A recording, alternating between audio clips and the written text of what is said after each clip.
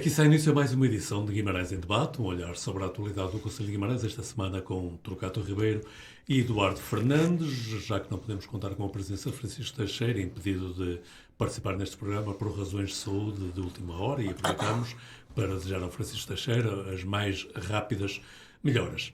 Quando preparávamos o programa desta semana, a determinada altura, o Eduardo Fernandes dizia que justificava-se que olhássemos para uma eventual transferência do Juízo Central Criminal de Guimarães para Famalicão. Isto porque, mais uma vez, no relatório anual da Comarca Judicial de Braga, relativo ao ano transato de 2023, o juiz-presidente da Comarca de Braga insistia que o Juízo Central de Guimarães, ainda que pudesse ser provisoriamente, deveria ser transferido para Famalicão.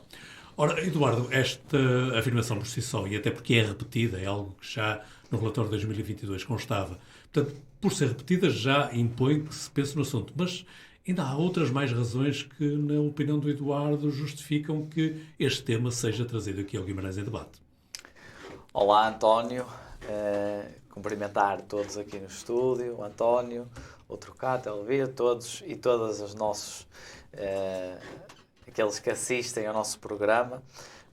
Eu acho que esta afirmação, pelo facto de ser repetida e pelo facto de acarretar consigo muito mais do que apenas uma transferência, seja ela temporária ou até definitiva, traz aqui uma visão e vem dar cobro a uma estratégia que se vem adensando já há algum tempo relativamente ao Conselho de Guimarães. É esse o juízo que faço, porque se muito também temos discutido na discussão pública entre os partidos políticos e a sociedade, que com falhanço ou com vários falhanços que vamos tendo de atingir objetivos e investimentos que são estruturais para a alavancagem do Conselho, ou seja, Guimarães, e temos muito falado sobre isso, está a ficar dentro do Distrito de Braga interiorizado, ou seja, está a ser puxado para fora do raio de ação, digamos assim, dos grandes investimentos, seja nos serviços, seja na indústria e na vertente empresarial. Esta repetida afirmação relativamente à transferência do Juízo Central Criminal é também mais uma prova, se assim quisermos dizer, disso mesmo. Porquê? É importante, toda a gente percebe isto, ter serviços desta dimensão nos concelhos, sob forma de poder prestar apoio imediato não só à população dos próprios concelhos, mas também para criar este movimento, esta centralidade do próprio concelho no âmbito regional. E o que tem acontecido com Guimarães é que, de facto, temos notado, de há uns anos para cá, e atrevo-me a dizer, se calhar, desde a capital europeia da cultura, que vamos perdendo centralidade, não só para Braga, que se calhar por inerência já teria essa centralidade, por ser capital de distrito, e também temos que ser aqui transparentes em relação a este assunto, mas também para Famalicão e para outros concelhos até mais pequenos, e se quisermos dizer assim, sem ser maus para com os outros, mas também defendendo o nosso, com menor relevância histórica, populacional, industrial, enfim, o que quisermos, do que Guimarães. E eu acredito piamente que esta é a última barreira. Nós já fomos e parece que perdemos a luta da mobilidade. Parece que Guimarães não tem aqui nada de decisivo ou importante a dizer sobre, seja a ligação a alta velocidade, seja até pelo retomar do Alfa a Guimarães. Na segunda parte do programa vamos falar sobre isso, mas agora vamos até aos tribunais. Pronto.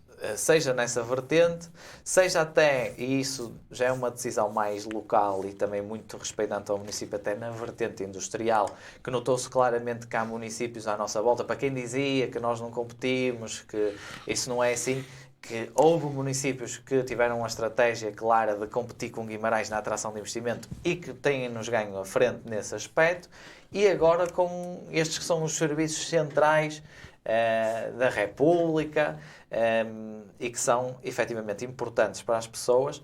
Temos um juiz-presidente que nós, o PSD e a AD, visitou durante a campanha eleitoral as instalações e ouvimos as críticas do seu juiz-presidente, e de facto há coisas aqui em Guimarães, no Juízo Central Criminal, que, enfim, no Palácio da Justiça não são as melhores, seja a nível de comodidade, seja de operacionalidade dos próprios serviços de justiça. Eduardo, já que visitou as instalações, elas não serão as ideais, mas são assim tão más que se imponha esta mudança? Não, há coisas que de facto a degradação adensou-se bastante e que necessitava de uma intervenção rápida, se não fosse mais para criar as condições mínimas de funcionamento. Não estou a dizer transversalmente, estou aqui a falar, por exemplo, nos gabinetes dos magistrados e etc. Acho que há algumas questões preocupantes de infraestrutura, podemos dizê-lo assim. Em relação ao resto, eu acho que funciona e tem funcionado relativamente bem e, portanto, a urgência não será assim tão grande naquilo que é a minha opinião. Relativamente a isto, o Governo em 2019 veio lançar a primeira pedra. Eu acho que o município, e mantenho aqui a linha do que o PSD vem vindo a dizer, não acho que o município seja aqui o principal culpado deste possível descentralizar de competências ou até desta inação, ao contrário do que se possa dizer noutras áreas. Acho que o município quis resolver o problema, andou à frente, deu os terrenos, e portanto não me parece que sejam aqui os principais culpados.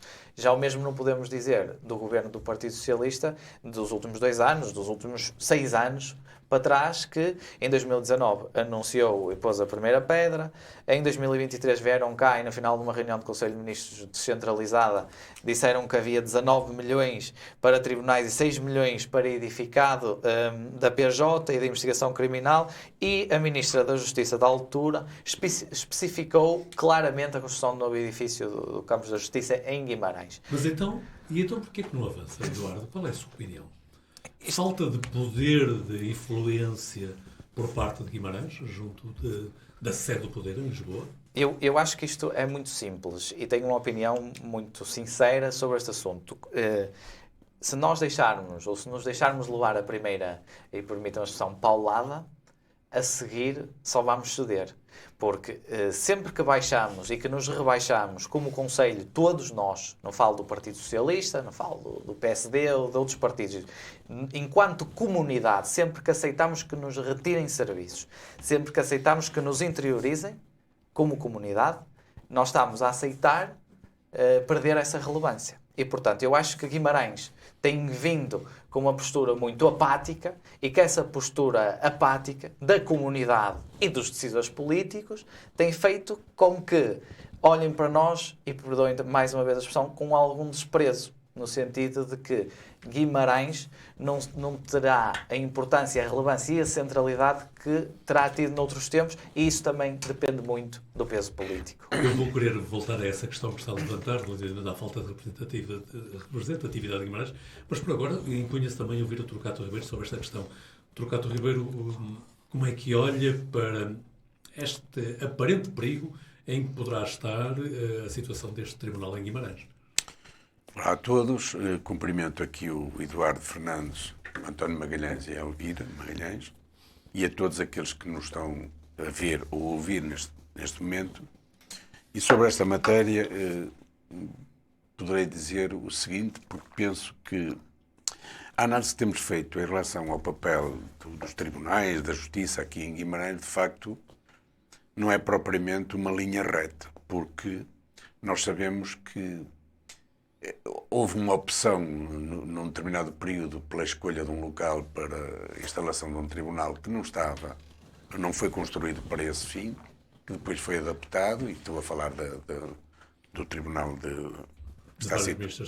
das Varas Mistas de Creixomil, e que tem sido alvo, de facto, de algumas críticas dos responsáveis porque não obedece a condições de segurança, porque tratando-se num tribunal que trata da maior parte da criminalidade que aqui é cometida na região, naturalmente que é preocupante essas questões que têm vindo a público.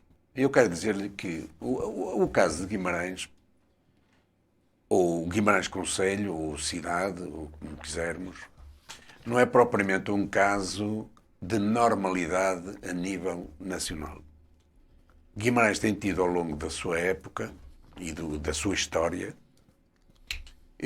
têm conseguido serviços e funções públicas, ou serviços públicos e funções públicas, que ultrapassam aquilo que é o normal em muitos distritos em outros distritos do nosso país. Ou seja, Guimarães é em Guimarães que existe o Tribunal da Relação, que é normal, o que não é normal em relação à normalidade existente a nível nacional. Porque o normal seria que o Tribunal da Relação fosse no distrito, na capital do distrito, em Braga. E não é em Guimarães. Guimarães já teve uma comarca. Era a comarca de Guimarães. E recentemente perdeu esse título e deixou-se andar. Esta transformação, que parece que é só simbólica, acaba por não ser, porque de facto traduz alguma redução, pelo menos hierárquica, do termo. Eu não estou propriamente... E penso que foi um erro não se ter feito pressão para que de facto não fosse assim.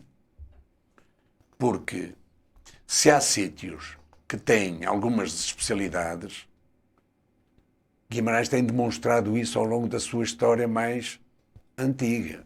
É que de facto tem acesso a serviços e espaços que... Basta até a nível cultural, e sabemos perfeitamente que Guimarães dá água pelas barbas a qualquer concelho que esteja aqui na periferia. Por muito que se esforcem, será muito difícil igualar, digamos, a capacidade que nós temos de intervenção cultural e da aposta e oferta cultural em muitas áreas. E, portanto, Guimarães tem esse estatuto. Sempre se disse que tinha castelo, não tinha rei, enfim, era aquela questão do costume, tinha uma sé, mas não tinha o bispo. Mas o que é certo é que Guimarães, do ponto de vista do seu pensamento, digamos, se podemos chamar um pensamento de massas, sempre considerou, e é isso que se traduz um pouco no bairrismo que nós vimaranenses temos, se traduziu na capacidade de fazer aquilo que os outros só fazem porque é a normalidade. Ou seja, nós podemos perceber que há investimentos que são feitos num determinado sítio e não são feitos em Guimarães porque esse sítio tem um estatuto que normalmente canaliza para lá esse investimento. Alterar esta lógica é sempre difícil e custosa. E Guimarães, ao longo dos tempos, tem tido sempre um papel que é oneroso para os cofres municipais para tentar subverter esta normalidade.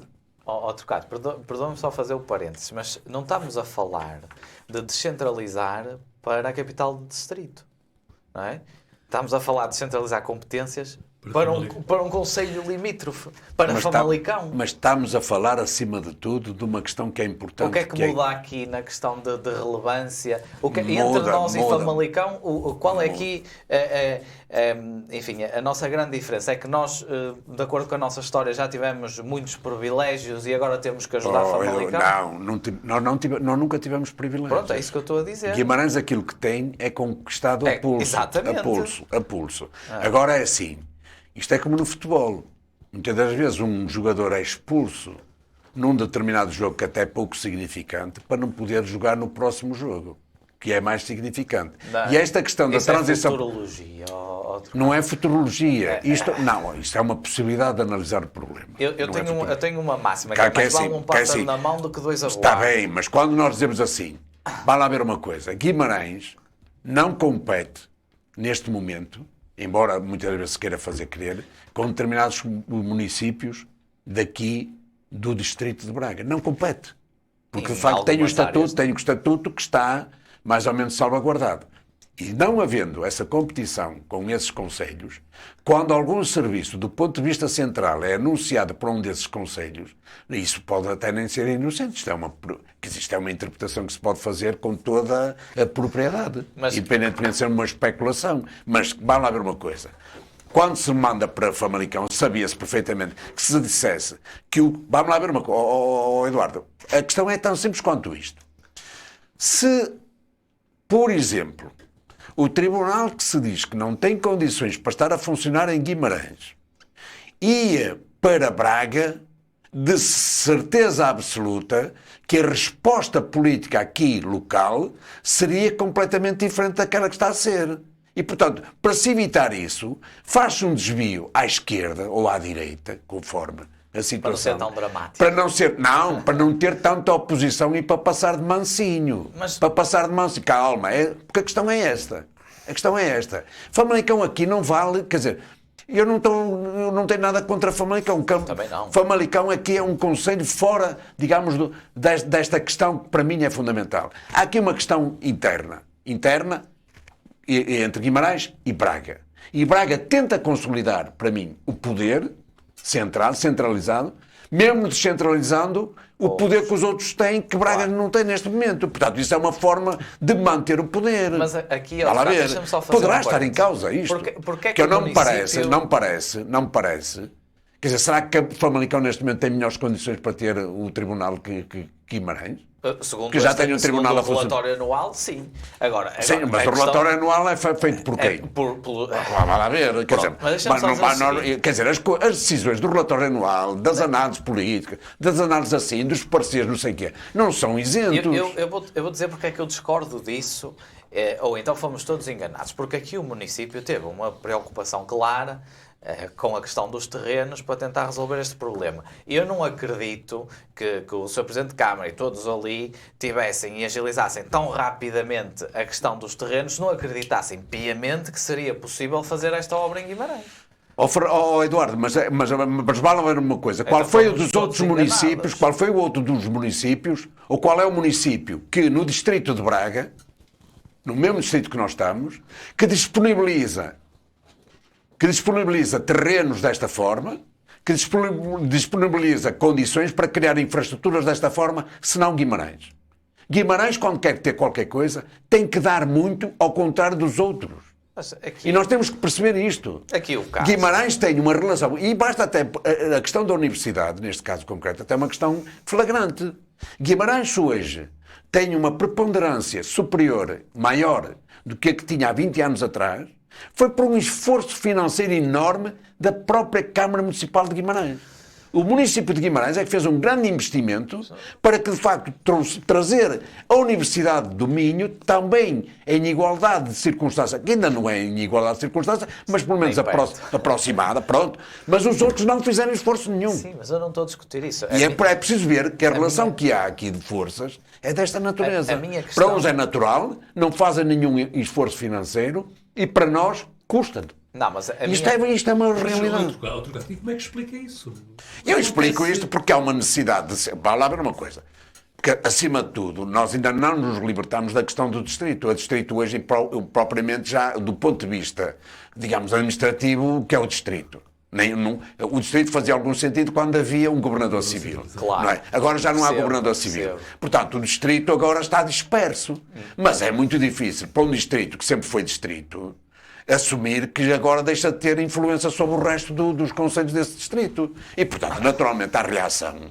E depois também há uma grande inoperância, e isto também tem que ser dito, uma grande inoperância dos nossos eleitos em relação a esta matéria.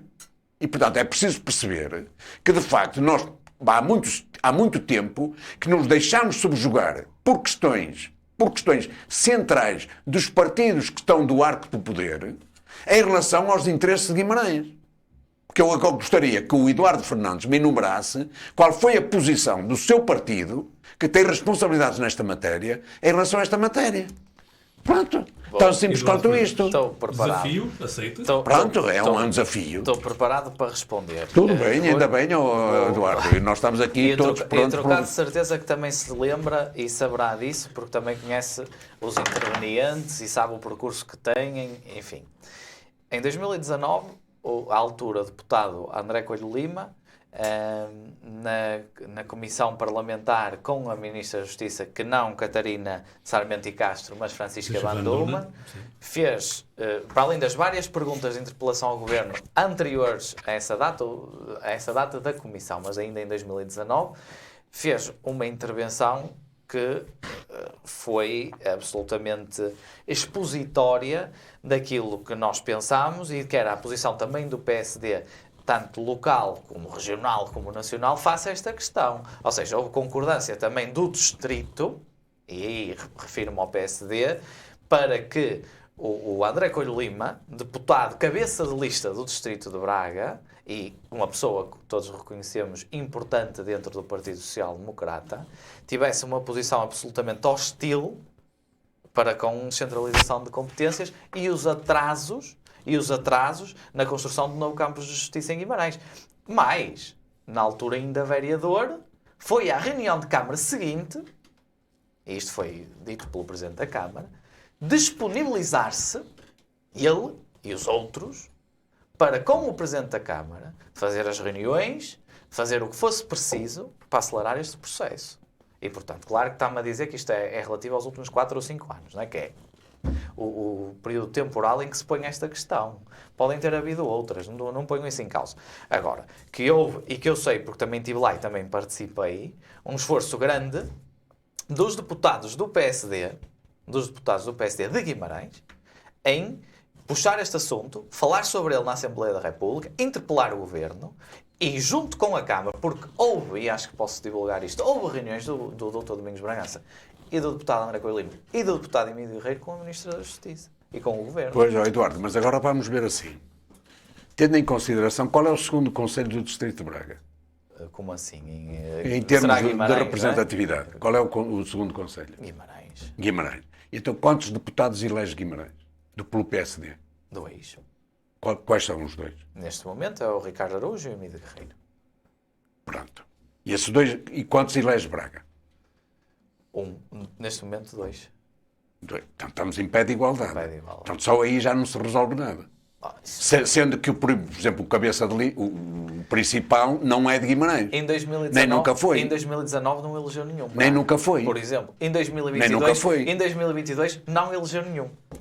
Em 2022 pois, mas, não elegeu nenhum. Eduardo, mas o que é preciso aqui perceber é assim. Guimarães, a verdade é esta. Guimarães, porque o PSD agora vai ter... O que eu acho é que nós devemos perceber a realidade hoje. Hoje a realidade o que é? Temos um governo PSD. E a pressão que hoje, que até aqui, o discurso que até aqui o PSD tinha em relação a falhanços sobre os inconseguimentos do próprio Conselho para o seu desenvolvimento, têm sido imputados e bem ao PS. Porque é o PS que tinha essa responsabilidade. Agora vai passar para o PSD. Agora temos-la Pronto. Agora esse discurso vai ter que mudar. Não mudou, porque as notas de imprensa desta semana... Que nós vamos ter que exigir ao PSD que cumpra a insatisfação, ou resolva a insatisfação, que entende como tal... e que faça com que aquilo que neste momento é prejudicial para Guimarães se possa transformar numa coisa contrária. E muito bem. Pronto, mas é isso que nós temos que fazer. E o Eduardo, quando traz para aqui esta questão, e eu até... Eu de estou facto, de acordo. Estava até um bocado, não me lembrei do papel, mas naturalmente que... Foi público. O papel ninguém duvida, eu acho que podemos ter muitas questões diferentes, mas ninguém duvida do vimaranencismo, quer do Emílio Guerreiro, quer do André Coelho Lima. Mas o que é certo é que a lógica partidária muitas das vezes não permite uma representatividade de acordo com aquilo que são as necessidades do distrito. Compreendo. Porque as senhas nacionais ou as cotas nacionais muitas das vezes absorvem, e nós tivemos ainda há bem pouco tempo o representante máximo do Partido Socialista, que não tem nada a ver com Guimarães. Nem com Guimarães, nem com Braga. Nem com Braga. Quer dizer, portanto, são estas lógicas partidárias. Se calhar tem mais a ver com Guimarães do que até propriamente com Braga. Não sei se não é mais próximo de Guimarães. Não, há aqui umas relações, mas isso não é, acho que não é muito, não é significativo. Sim, mas até que nem são partidários, porque aquilo, como eu percebo, tem a ver com passados e até ligados à imprensa e tal. Mas essas lógicas, muitas das vezes, é que não fazem com que os eleitos, que deviam, de facto, fazer alguma... Porque o eleito é eleito a nível nacional. E, pronto, e essa coisa não... Mas o eleito também faz pressão. Mas não apaga, não é? Aquilo que ele é e a construção social que ela não tem, deixa de existir. E nós, de facto, se há coisa que nós não temos tido... Nós agora temos um secretário de Estado, penso que é secretário de Estado, da Presidência. Exato. Pronto, e que até já esteve aqui connosco, e desejo que ele faça um bom trabalho... ao Rui Armindo, que eu considero que é uma pessoa capaz e que com certeza, zelará dentro das suas possibilidades pelo Conselho de Guimarães. Mas é isso que Guimarães precisa. Porque nós não temos tido representantes com peso suficiente para... Nós nunca tivemos uma pessoa, só para comparar, nós nunca tivemos aqui em Guimarães uma pessoa com o peso nacional que teve o Presidente da Câmara, sem subestimar, de cabeceiras de baixo do Partido Socialista. Vá lá ver. E basta só falar nisto. Não. Uma pessoa influente. Tinham um efetivo poder. Tenham um poder. E, portanto, em Guimarães falta-lhe isto. Porque Guimarães tem tido capacidade para reagir a estas adversidades, com custos. É preciso ver que há muitos custos. A Universidade do Minho tem muita coisa aqui que foi até o auditório foi equipado. O auditório onde nós fazemos as sessões da Assembleia Municipal foi equipado e é mantido por funcionários da Câmara. Foi a forma de o fazer. É verdade. Claro que a Universidade teve que abrir também o auditório à comunidade, mas mas foi a Câmara que teve que... O município tem que chegar à frente. Tem que chegar à frente. Mas não acontece isto no outro concelho. Eu vou lhe dizer uma coisa. Porque é o natural. Vá lá ver. Mas, então, eu trocado, se os representantes de Guimarães tivessem capacidade de influenciar a nível do poder central, o investimento não seria tanto, não teríamos que... António, se houvesse influência dos nossos eleitos, que a maior parte às vezes do pessoal nem sabe quem é eleito, porque aquilo é uma quantidade enorme, nem se conhece. Se me perguntarem qual é o segundo do PS, pronto, eu já também não sei. E eu não sabendo, então muito mais a maior parte das pessoas. Portanto, mas se nós tivéssemos uma grande pressão dos eleitos na defesa, de facto, daquilo que somos interesses, porque até nem são benesses, é aquilo que nós tínhamos. E se aquilo que nós tínhamos não se justifica, que é uma questão de obras, então porque é que não se fez já aquilo que a Câmara já anda há muito tempo a dizer para fazer? A Câmara já há muito tempo que anda, disponibilizou terrenos, iludiu-se com promessas. As notas, em 4 de maio do ano passado, a Ministra garantia, as palavras são estas, que a construção do Campo de Justiça em Guimarães estava entre as prioridades do Governo. António, mas eu faço parte de uma associação que numa determinada altura, uma associação cultural, que numa determinada altura decidiu construir um auditório para a cidade de Guimarães, porque não havia um auditório assim com alguma disponibilidade para as associações culturais. E eu lembro-me que fui 2 ou 3 vezes a Lisboa e discutia sempre, havia um secretário de Estado, ou um Ministério da Cultura, e lá íamos discutir o apoio para o auditório. Havia eleições, aquilo que se tinha negociado até àquela altura era varrido, torna a discutir com o próprio. E o país funciona assim. A mudança de governo altera tudo. Ou altera uma boa parte daquilo que que muitas vezes é essencial para as comunidades. E, portanto, é um país que varia.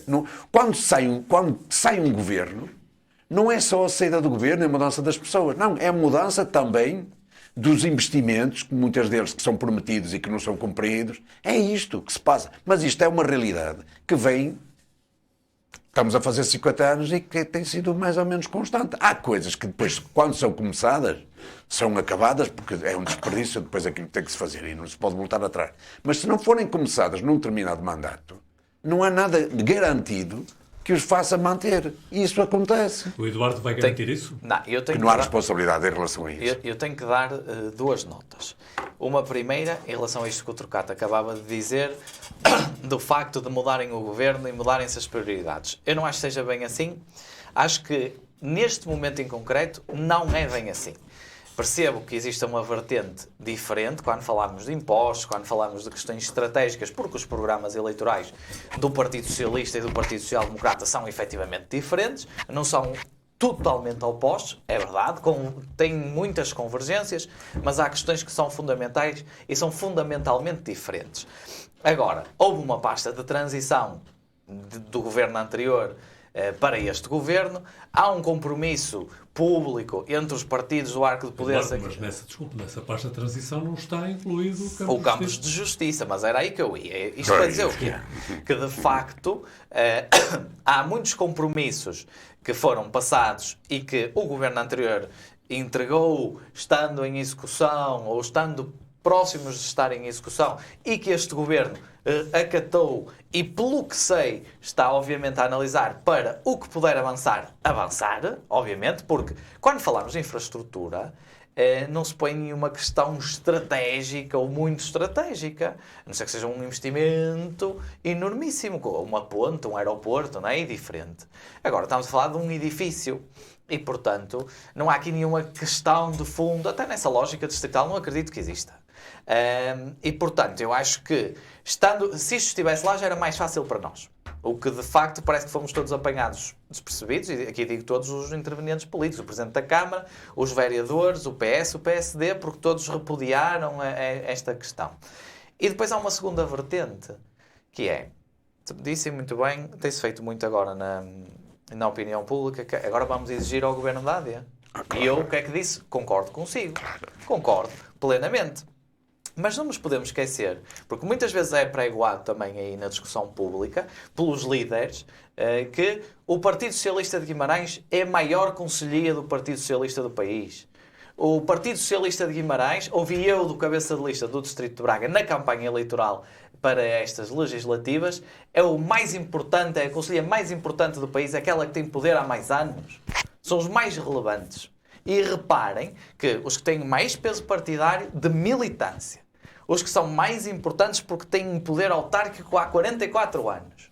Não são ininterruptos, mas têm há 44 anos.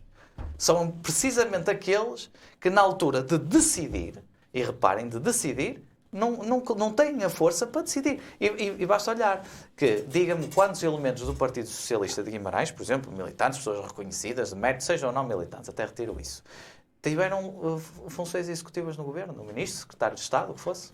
Quantos? Quantos foram?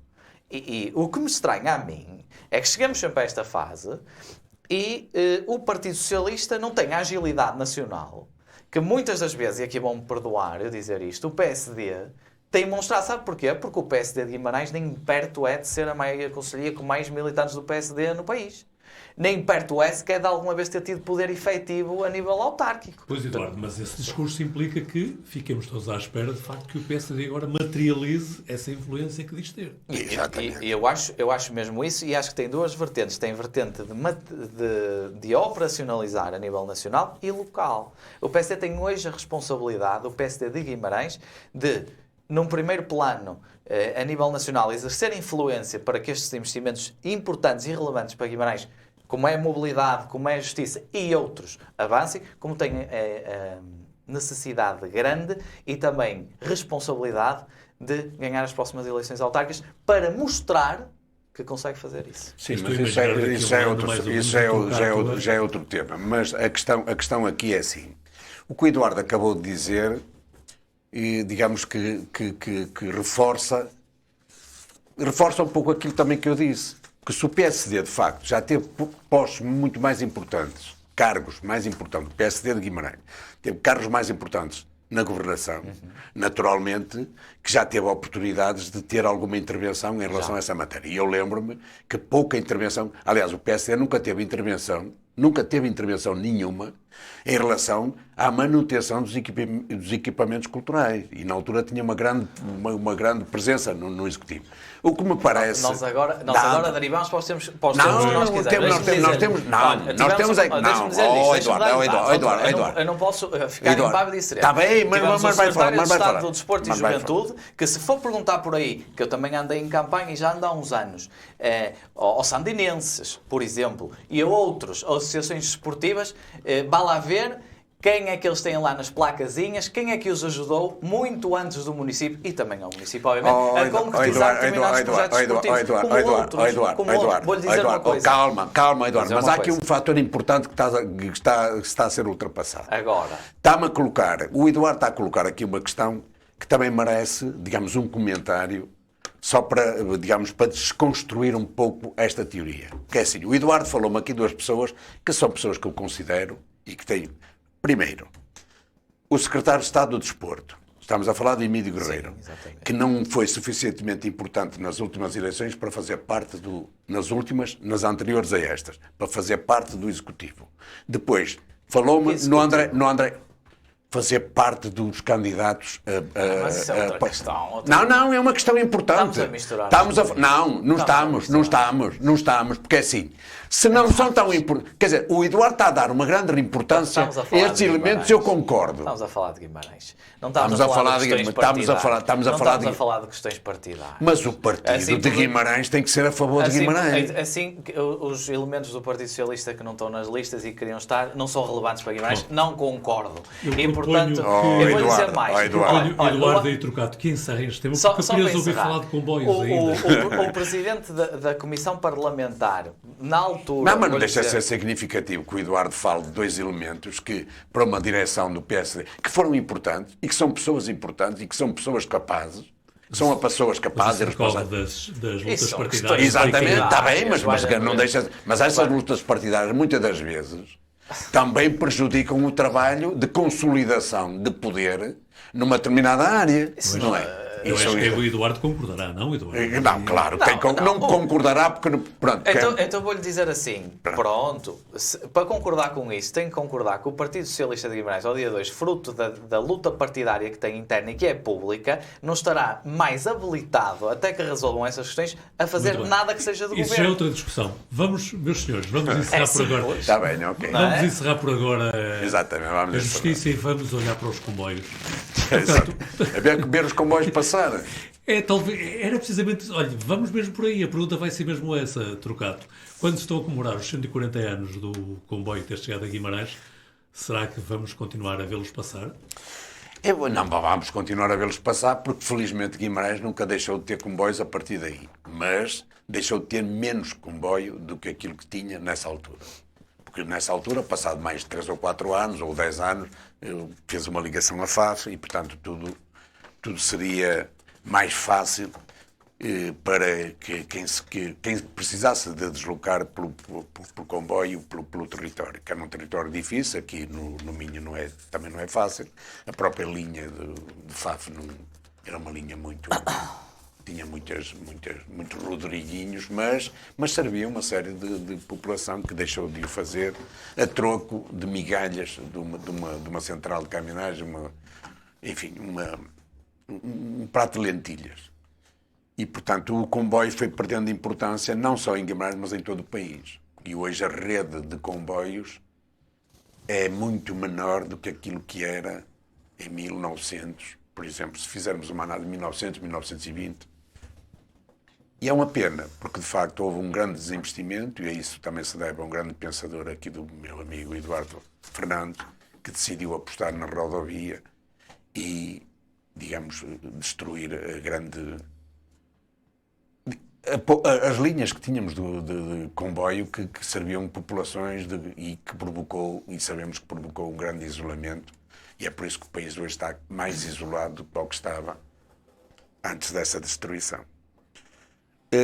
Guimarães, também através de uma permuta e a possibilidade de uma central de caminhonagem, também alinhou no esquema e não reivindicou a devida compensação que seria a duplicação da linha do caminho de ferro. Abdicou da possibilidade de transporte de mercadorias, que dizem que é obsoleta e que não funcionava, etc. Pronto, são novas lógicas de gestão, mas não se percebe como é que se pode investir no comboio para pessoas, e as pessoas não são só as pessoas que fazem a pegada ecológica, portanto, também são as mercadorias. E, portanto, quando se opta por mercadorias de transporte rodoviário e depois pessoas por transporte de comboio, enfim, há alguns investimentos em Portugal que, de facto, prejudicaram e muito, quer o ambiente e quer a qualidade de vida de muitas populações. Mas, e, portanto, são processos. Insiste, continua a insistir-se, e eu era capaz de fazer a pergunta: vê futuro para o transporte ferroviário em Guimarães? É sim. Eu quando estou em Portugal e que quero ir daqui de Guimarães para Lisboa, pese os constrangimentos que foi a supressão de alguns horários e de alguns comboios especiais que nos permitiam chegar mais cedo e com mais rapidez, acima de tudo eu até Lisboa dou de barato, porque de facto é possível ir daqui até Lisboa num comboio, e até hoje usufruo digamos, da redução de bilhete, e portanto torna-se relativamente fácil chegar a Lisboa. mas já não se chega a todo o país por comboio. E, portanto, quando eu vejo que não há uma grande apetência para o comboio e se tenta criar aqui uns derivados que são mais urbanos que propriamente, que digamos é para circuito fechado urbano, propriamente para ligação de territórios, ainda por cima com uma grande dificuldade aqui que é um território disperso, parece-me que não se está a investir devidamente. Qual é a esperança que eu tenho no comboio? É a possibilidade que eu tenho quando vou para o exterior deste país. Quando saio do país, eu vejo que o comboio funciona. Noutros países o comboio funciona. E funciona em países que não podemos considerar inferiores ao nosso, já inferiores, muitas vezes do ponto de vista económico, como é a Alemanha. A Alemanha, quer dizer, funciona com comboios e funciona muito bem. E funciona com a articulação dos transportes. Comboios, rodoviários, etc. Ou seja, há aqui uma ligação forte que faz com que o país seja um país só e que esteja unido e devidamente ligado. Em Portugal não é bem assim. Há um eixo central, pronto, e infelizmente há sempre a possibilidade de se vender um produto que não é aquele que de facto o país precisa. E nós hoje estamos a vivê-lo aqui na região, que é a promessa do BRT, não sei o quê, enfim, uma série de siglas que, acima de tudo, essas siglas novas que apareceram por aí representam o fugir para o lado da questão fundamental, que é haver uma ligação sólida ferroviária no país. E nós precisávamos, e Guimarães precisava, para além de uma ligação a Braga, Guimarães precisava ter uma boa ligação ao Porto. Porque já está mais que demonstrado que a grande ligação para a alta velocidade, para mim, pelo menos, que tenho pensado um pouco sobre isso e tenho lido, está mais que provado que a melhor ligação para a alta velocidade é ligar-nos ao Porto. Temos uma ligação ao Porto. Não abdicamos de pensar que, de facto, o quadrilátero devia ter uma ligação ferroviária, mas isso já é uma questão interna, porque a verdadeira ligação à alta velocidade é ao Porto. Portanto, nós precisávamos de reivindicar uma segunda linha. Eduardo Fernandes, gostávamos também de ouvi-lo, ainda que brevemente, sobre esta... Faço-lhe a mesma pergunta que fazia o Torquato Ribeiro. Vê futuro para a ferrovia em Guimarães? A questão, eu creio que se aplica a Guimarães com mais densidade por duas vias, por nós a sentirmos mais por sermos de cá e também por esta questão do isolamento que temos vindo a discutir e da interiorização do Conselho. E que reparem, o Alfa, saiu um artigo no jornal de Guimarães do Dr. Alfredo Oliveira, diretor do jornal, sobre esta questão da ferrovia, que foi para mim muito elucidativo. Nós tivemos o Alfa mais ou menos 4 a 5 anos e depois ele terminou também já há 4 anos. E, portanto, mostra bem aqui o ambiente que se vive na mobilidade. Mas eu começo de cima e depois venho descascando a cebola até aqui de forma muito rápida. Camadas. Porque às vezes a cebola faz chorar. Por camadas. Eu acho que o problema começa na empresa que gera os transportes ferroviários em Portugal, na CP, que mostra um claro desnorte de gestão. Basta ir por estes apiadeiros fora, basta ir a Gaia, por exemplo, ver que ao domingo não funciona, que o investimento nas próprias estações, na comodidade e na articulação é inexistente, e depois passar para os comboios em si, para a ferrovia, e ainda que agora se estejam a ver alguns investimentos. E depois, no caso de Guimarães, é sintomático. Eu já fui da opinião contrária, portanto não tenho problema nenhum em admitir isso. E ao dia 2... Dizia um Presidente da República, só não muda. Pois é. Não é? E, portanto, já tive a opinião contrária à que tenho hoje, que hoje também consigo concordar que a ligação à alta velocidade poderá ser feita ou deverá ser feita através do Porto e não de Braga, embora também consiga concordar com uma coisa que a CDU tem dito e já vem dizer há algum tempo, e com toda a frontalidade e honestidade, que a ligação ferroviária a Braga também seria interessante e importante para nós. E, portanto, esta questão aqui que o Alfredo Oliveira fala no artigo dele dos apiadeiros e da dificuldade que alguém tem em se ligar ao Porto atualmente, é sintomática daquilo que se calhar nós nunca vamos conseguir resolver se não houver um grande esforço e uma grande vontade de várias entidades em resolver este problema. Acho que é importante percebermos e fazermos esse estudo, porque de todos os estudos que se têm feito, têm-se feito muito poucos estudos de fluxo das pessoas de Guimarães, para onde é que elas vão, o que é que elas fazem e que meios de transporte é que utilizam. Porque eu tenho quase a certeza, e porque eu já fiz isso, que há um fluxo enorme de pessoas que ainda com grande custo e com estas dificuldades utilizam a ferrovia para se deslocarem para o Porto diariamente. Apesar de ser o meio de transporte mais difícil. Porque o carro é muito mais caro, com mais custos, mas depois as pessoas organizam-se e utilizam o carro para o fazer. Mas também há muita gente a utilizar o comboio. E, portanto, eu acho que isto tem que ser argumento para voltarmos a pegar neste assunto e para demonstrarmos que se fosse mais fácil, muito mais rentável, se lhe quisermos chamar, seria esta ligação. E, portanto, mais fácil no sentido de tempo, de horários, enfim, aquilo que o Torgato também acabou aqui por dizer. A questão da ferrovia é essa. Com Guimarães é esta. Nós estamos interiorizados dentro do Distrito de Braga. A ferrovia é uma hipótese real para começar a dar alguma saída a essa interiorização, seja para a capital distrito, seja para a ligação ao Porto. E mais, para terminar, para voltar à CP. O ano passado, e há 2 anos, em 2022, a CP teve muito medo da atualização da bitola, porque tinha medo que entrassem concorrentes, por exemplo, os espanhóis, nas linhas ferroviárias portuguesas e concorressem com eles. Como, pelo que parece, este ano vai entrar um comboio da Renfe em Portugal que tem a adaptação à bitola que nós cá temos a partir de um botão e vai poder, pelo que dizem, fazer Porto-Lisboa em 2h30.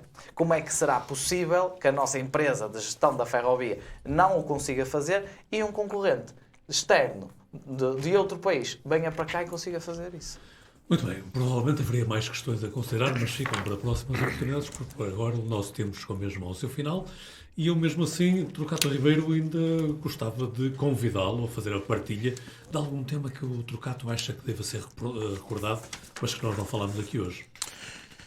É um tema que não é propriamente uma alegria, portanto, trata-se do falecimento de uma personalidade de Guimarães, que é o Fernando Conceição, que infelizmente nos deixou, e portanto dizer que perdemos um guimaranense, um homem que amava a sua cidade e que participou ativamente na construção da nossa sociedade, um homem que já vinha do antigo regime, mas que acima de tudo se adaptou com calma e com uma calma que de facto é exemplar, ao contrário de muitos outros que faziam parte do anterior sistema e se refugiaram e que não conseguiram enfrentar uma nova realidade.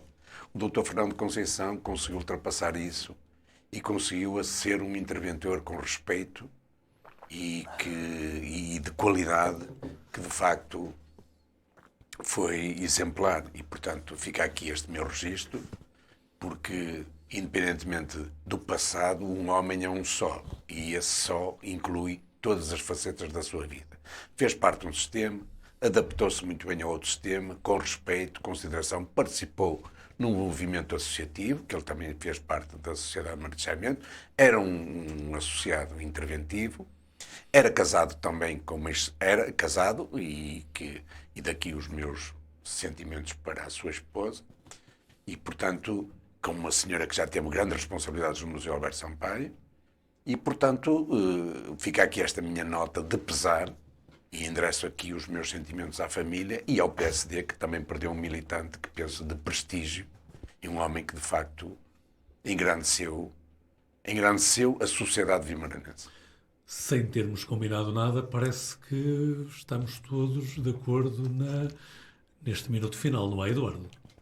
Sim, precisamente. Eu também queria cá trazer uma fotografia da última vez que tivemos a oportunidade de falar com o Dr. Fernando Conceição, aproveitando para lhe fazer esta pequena homenagem, que é a minha, que foi o ano passado. Os presidentes da Conselhia do PSD têm por hábito, muitas vezes, e creio que quase todos, desde que eu acompanho e participo ativamente, em ir ouvir os históricos do partido e tentar perceber também aquilo que eles acham, porque todos eles têm uma opinião muito, enfim, atual sobre Guimarães. E o ano passado o Ricardo Araújo foi visitar o Dr. Fernando Conceição e é impressionante como quase com 100 anos de vida... Ia fazer agora no sentido.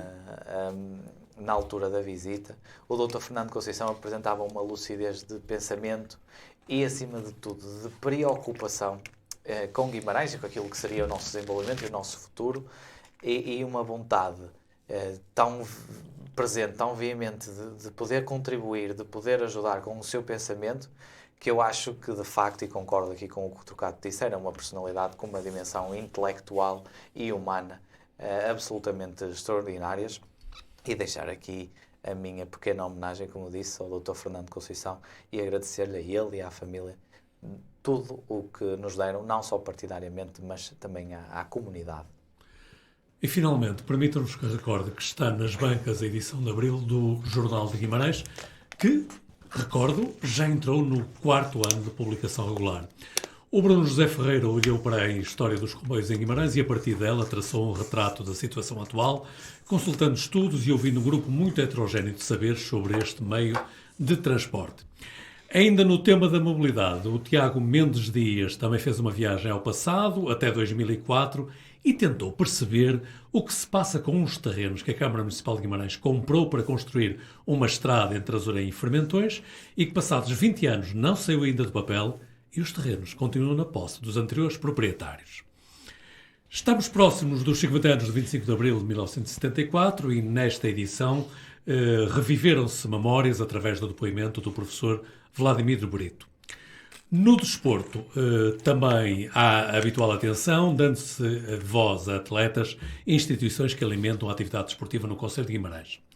Como sempre, as páginas de opinião são a marca do Jornal de Guimarães e, através da pluralidade de comentadores e temas abordados, vai-se também construindo a história de Guimarães. Jornal de Guimarães, edição de abril, já nas bancas. E agora, mesmo para terminar, finalmente, permitam-me também uma nota pessoal. Faleceu o Dr. Fernando Conceição. Foi meu professor e com ele aprendi a ser rigoroso na análise histórica, estabelecendo um permanente diálogo com as fontes, mas sem me deixar aprisionar por elas. Foi ele o grande responsável pelo meu amor pela história. Obrigado, mestre. E assim chegamos ao final de mais uma edição do Guimarães em Debate, o regresso 2 a 8 dias, com outros temas e outros protagonistas.